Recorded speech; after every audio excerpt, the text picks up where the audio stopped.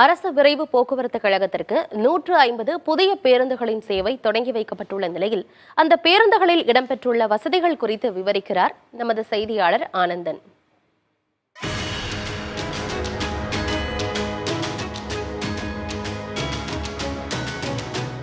போக்குவரத்துறை அமைச்சர் சிவசங்கர் விரைவில் 200 புதிய பேருந்துகள் வாங்கப்பட்டு மக்கள் பயன்பாட்டிற்கு கொண்டு வரப்படும் என்று அறிவிப்பு ஒன்றை வெளியிட்டிருந்தார். அதன்படி முதல் கட்டமாக 150 பேருந்துகள் தற்போது மக்கள் பயன்பாட்டிற்கு வந்திருக்கிறது. 90 கோடியே 52 லட்சம் ரூபாய் மதிப்பீட்டுல இந்த பேருந்துகள் வாங்கப்பட்டிருக்கிறது.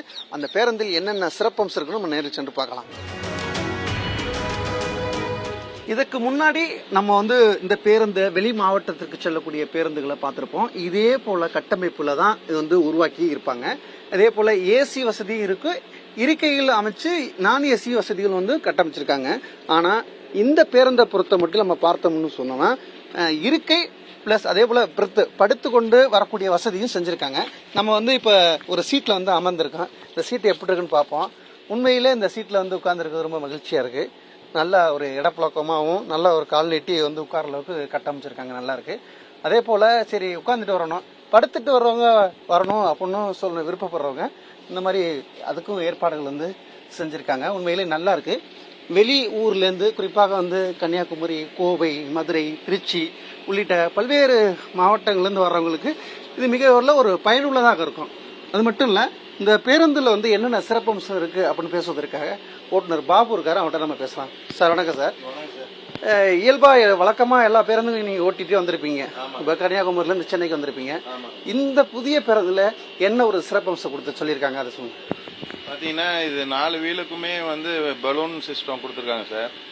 சஸ்பென்சர் மாதிரி குழிமேடெல்லாம் நல்லா நார்மலா பேசஞ்சருக்கு எந்த எஃபெக்ட் இல்லாம போறது அளவுக்கு பண்ணியிருக்காங்க. அது இல்லாமல் பார்த்தீங்கன்னா இப்போ புதுசாக அந்த வயதானவங்களோ அந்த மாற்றுத்திறனாளிகள் ஏறி படுக்கிற வசதி அந்த மாதிரி பண்ணியிருக்காங்க.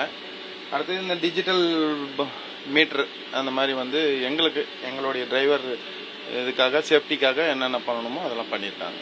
ஒரு ஹோட்டலில் நின்று இந்த மாதிரி ஹோட்டலில் நிற்கும், 10 நிமிஷம் நிற்கும், பிரேக் இருக்கு, இது மாதிரி இந்த பஸ் ஸ்டாண்ட் வந்துடுச்சின்னு சொல்றது அலௌன்ஸ் பண்ணுறதுக்காக மைக் சிஸ்டம் எல்லாம் கொடுத்துருக்காங்க.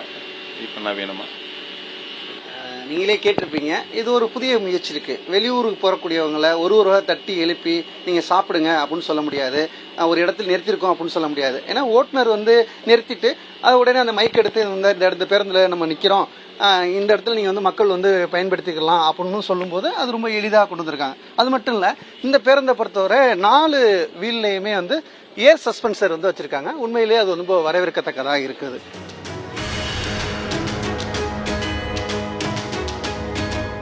புதிய தலைமுறைக்காக ஒளிப்பதிவாளர் ஜோஸ்வாவுடன் செய்தியாளர் ஆனந்தன்.